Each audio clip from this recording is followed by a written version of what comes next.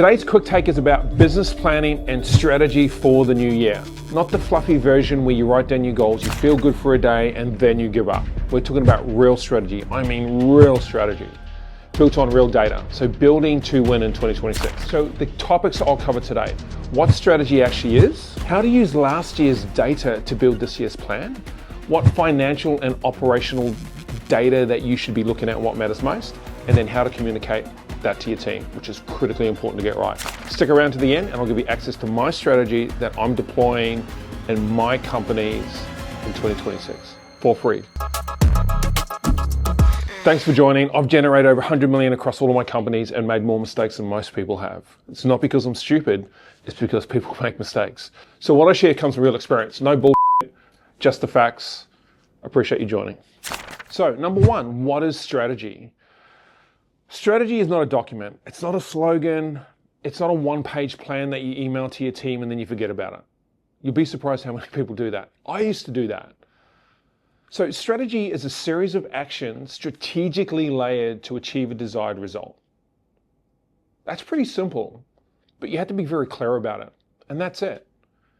It's the decisions you make in order that stack on top of each other to create an outcome.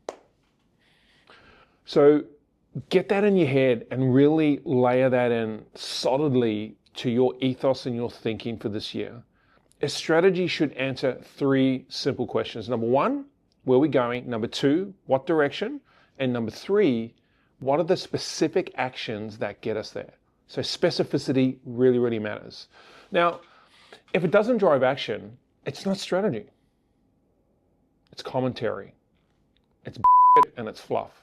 For example, you may have a goal, grow revenue in 2026. Well, what the f does that mean? Seriously. Strategy may rephrase it with specificity and go increase close rate through better sales functions, qualify leads better, tighten payment terms, I don't know, improve margins, retention, adjust pricing, and improve our follow-up. So when you talk about revenue, those would be the actions inside the strategy that deliver the goal. By the way, a goal and a strategy are two different things. They're not the same thing. Now, they live in the same city. They may even live next door to each other.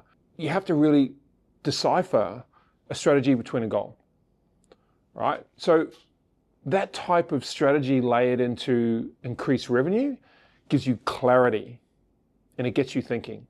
So that's action in order. Layered. Get it? I hope you do. So strategy equals actions that create an outcome. If it doesn't guide decisions and behavior, it's not a strategy.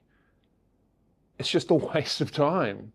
So you've got to go deep with specificity, you've got to write it down, and you've got to look at it, and you've got to deploy it. So number two, build strategy on what happened, not on what you think happened.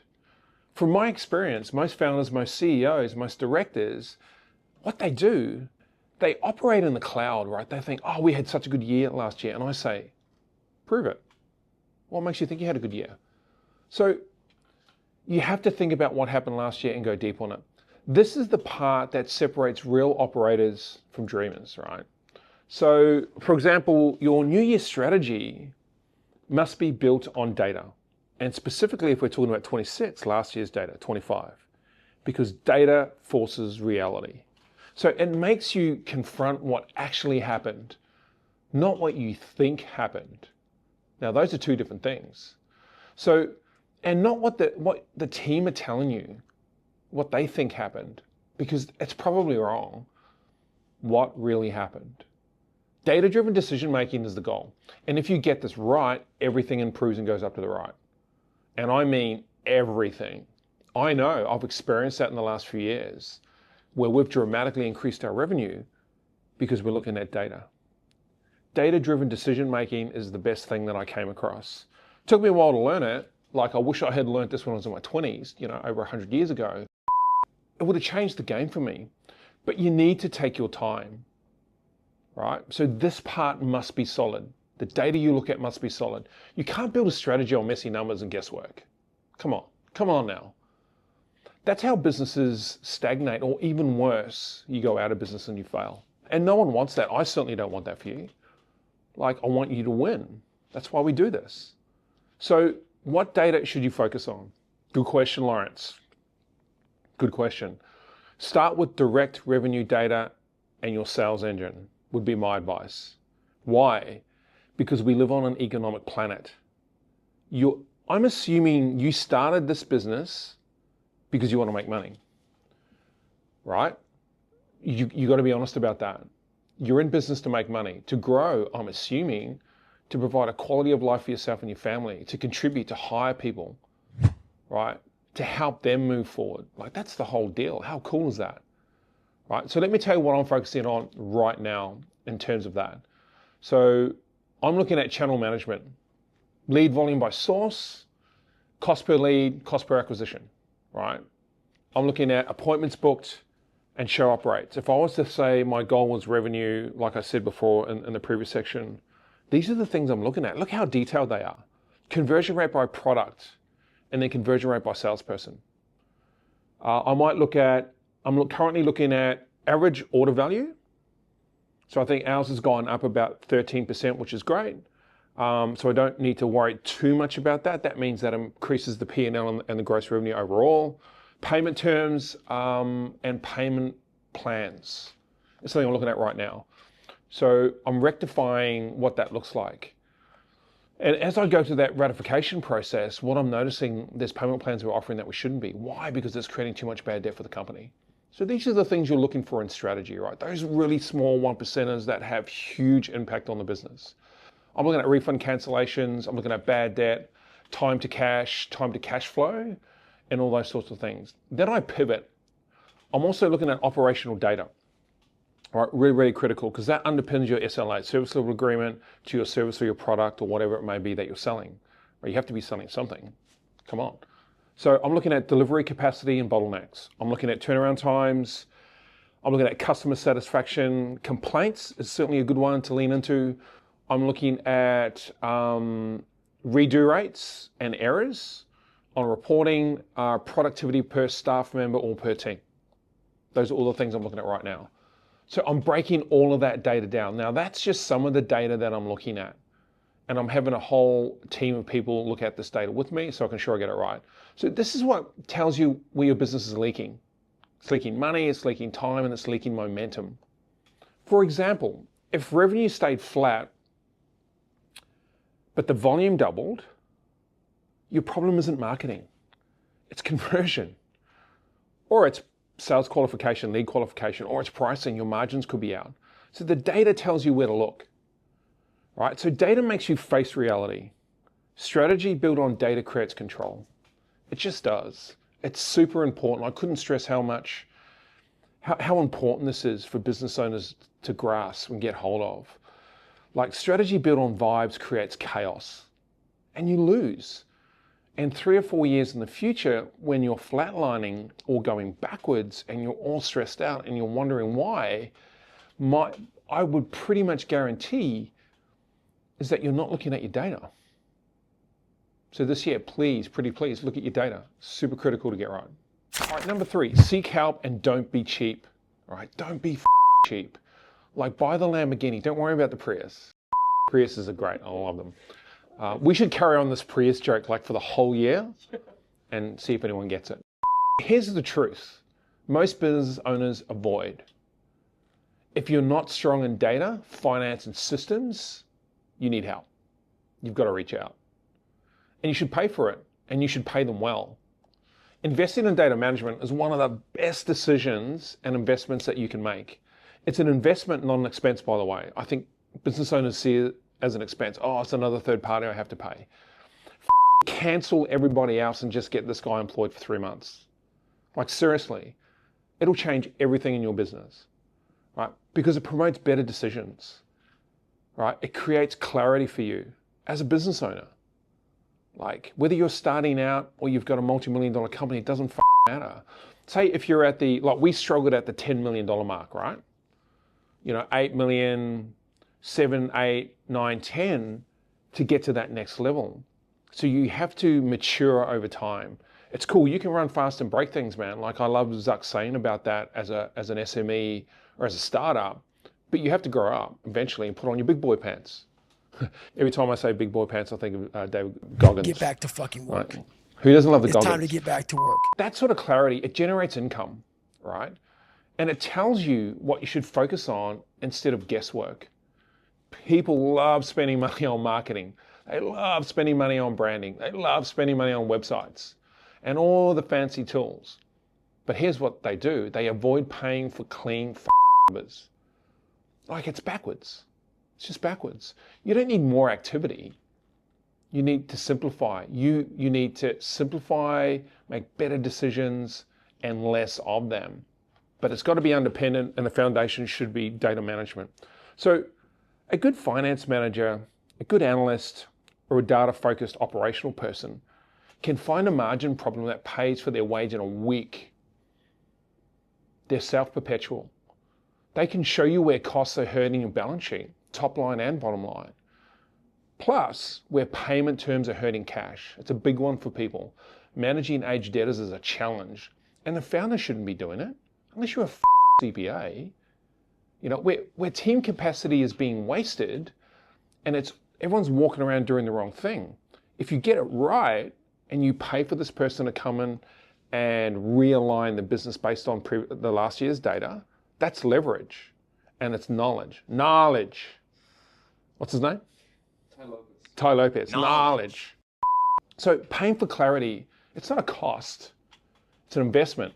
Clean data creates better decisions, and better decisions create profit. All right, next, financial and operational data.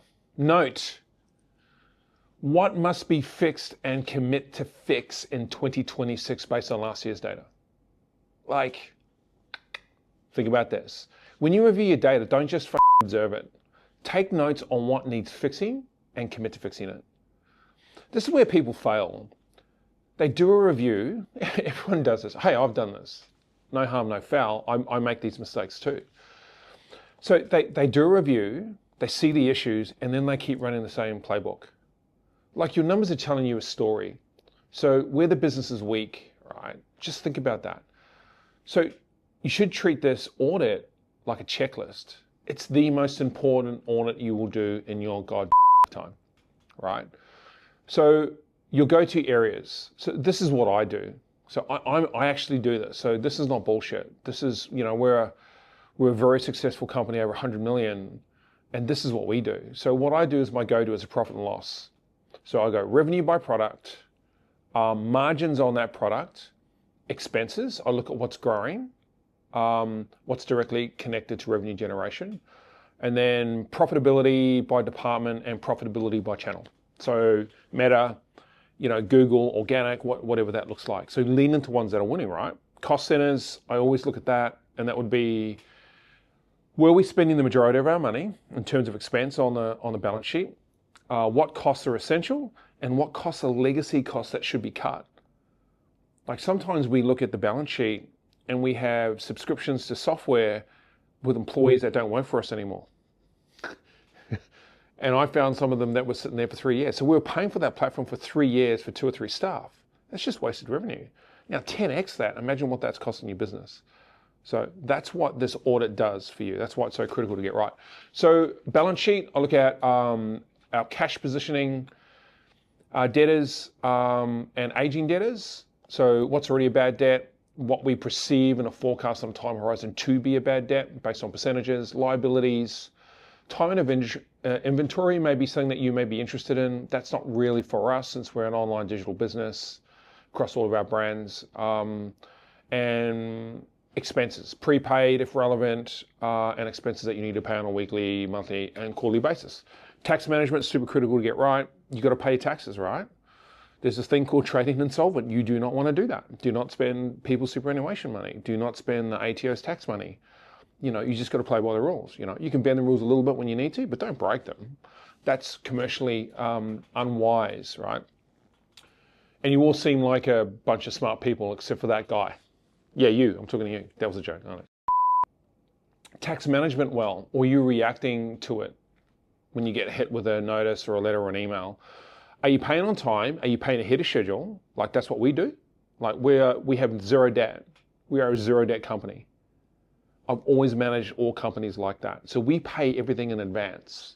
The other thing with tax, are you structuring correctly and are you claiming correctly? Right? So I'm looking at expense management right now, subscriptions and software, those things creep up on you. Contractor spend, what does that look like? Third parties, what are you spending there? Advertising spend versus ROI, wastage, duplication, all that sort of stuff. Targets and forecasting, that's super critical to get right. So monthly targets based on reality, that's a good start. Cash flow timing, capacity and planning, right? What that looks like. So the goal is to see your business in real terms. That's what an audit like this and looking back over the last 12 months will do for you. But you have to act on it. You have to act on it. Like, you can't hide under a blanket and hope everything is going to be okay. Like, I have a blanket in my office, I've tried it, it doesn't work. So lack of action is completely irresponsible. You have an obligation to yourself, to your family, to your employees, to do this. That's your obligation. If you're going to start a company and be a director, you have an obligation, right? And it's a legal obligation, by the way. So, you know, you have to try and figure that out. But it's super critical to do this audit. And, you know, I don't think I'd be able to plan that well at all, especially when we're going for such a big lift this year in terms of our growth without it. So, look, so if I was to wrap up an example, if one product, when you go through that financial analysis, if one product has a strong revenue generation lead, but a terrible margin, like this audit will tell you, and you either fix it, you fix the delivery costs, or you stop selling it. You just got to pull it off. So I've just re-engineered our price list. When I ratified our payment plans, we went from 6 payment plans to 3. Less noise, more focus for a sales team. And will sales go down? No, sales will go up. Distraction will decrease, efficiency increases, right? So data forces the decision is what I'm saying here. So a bit of a recap. So reviewing data without acting is, let's call it entertainment. Hey. But data is only valuable if it triggers a change. If it doesn't trigger a change, there's kind of no point. So that's on you. Remember that responsibility element. Move slow and pivot. So my advice, you hear me talk about the 3-thing philosophy all the time. But it works. So pick 3 things per quarter to focus on and try and make it revenue first. Remember, economics first. Everything else can come later. Contribution comes later. So once your data is in order, you need to slow down, right? So pay the person to get it done and then slow down. Most businesses don't fail because they don't have the ideas. They have ample ideas, probably too many, right? They fail because they try to do too much at once and execute against too many things. So pick 3 things per quarter, that's it, and just go deep and focus, right? So focus creates good, positive, solid execution, right? And start with direct revenue drivers first. That would be my thing, right? Because you're in business to make money, right? Or you're in business to make yourself feel good. If that's the case, go do something else. Go work at McDonald's. Great company. In financial data, you need to focus on the right things. So what I just spoke about was really high level detail. This is what I'm focusing on from maybe a high level management level or CEO perspective, right? So I look at sales performance and conversion rates. That's 1. The next thing I look at is business development and partnerships. Number 3, margins and pricing, especially the discipline around how we're delivering that to the market. Finance plans and payment options. That's number 4. Number 5, I'm looking at collections and data management. And then I look at upsell, retention, and repeat business, so LTV. So I do that. The sales manager will do that per week and then per month review, and then I do it per quarter, right? And then I layer out all the improvements that I need to. So you don't need a full transformative January, right? You need consistent progress throughout the year. So just slow it down and take your time. You can't get everything done in January. If you're starting right now, you probably should have done this last year if you could, but sometimes it takes the accountants a while to ratify the whole year, right? So you can get actual data, and they may need to check some of that data. So, you know, as a side note, get a really good accountant. Invest in that for sure. So, for example, you know, quarter 1 might be conversion and payment terms, and maybe tighten up your margins a little bit. Quarter 2, if you look at all that data, might be retention, operational efficiency could be one of them, and let's say better reporting. This is kind of what I'm doing now. Quarter 3 might be introduction of new products, and we might test a new channel. Cool. Quarter 4 might be scaling what worked in quarter 2 and quarter 3. See that? Structure, right? That's what strategy is all about. This is how real strategy compounds over time. So even if you look at 1 year, imagine doing this for 3 years. This is how companies scale, guys, by the way. Like, I've seen companies go from 3 million to 30 million in 3 years, in 2 years. Like, you see that, and they're not SaaS companies, by the way. What they try and do is they try to do more new things instead of getting good at the things they're doing now, which are perfectly good things. They knock down the first level and build another one next door instead of building level 2 upon the first one, right? Like, I don't know, people are just constantly distracted about doing all this dumb shit. And if you're a business owner, get over that. Less is more, right? So just to recap a little bit, so move slow, pick 3 priorities, please, per quarter. Revenue should be the first thing you focus on, and focus beats unicorns. Okay, next, spread the word. Communicate the strategy and the narrative to your team so your team can connect to it. Super critical to get that right. If they can't connect to it, it's going to be very, very difficult to have a successful year. So once you build the strategy, communicate it. Not once, but repeatedly. You have to keep talking it. You've got to put it everywhere, right? In the front of your meetings, at the end of your meetings, in your email correspondence, on the wall, in a document, in an email, on a poster. We do posters, actually. Well, I used to do posters all the time. We haven't done them for a while. I think I'm going to roll out posters. There you go. I just made a decision. So people don't follow strategy documents. They follow narratives and posters. That was a joke. You don't need to do posters, but you can if you want to. You really need a story that connects beyond revenue or the money, right? Money's great. It's economics. We live on an economic planet. You need healthy economics to survive and be successful. So yeah, money matters for sure, but your team needs meaning. You need to draw a dotted line between the annual goal, right, the money, and the human work that gets you there. Super critical to get that right.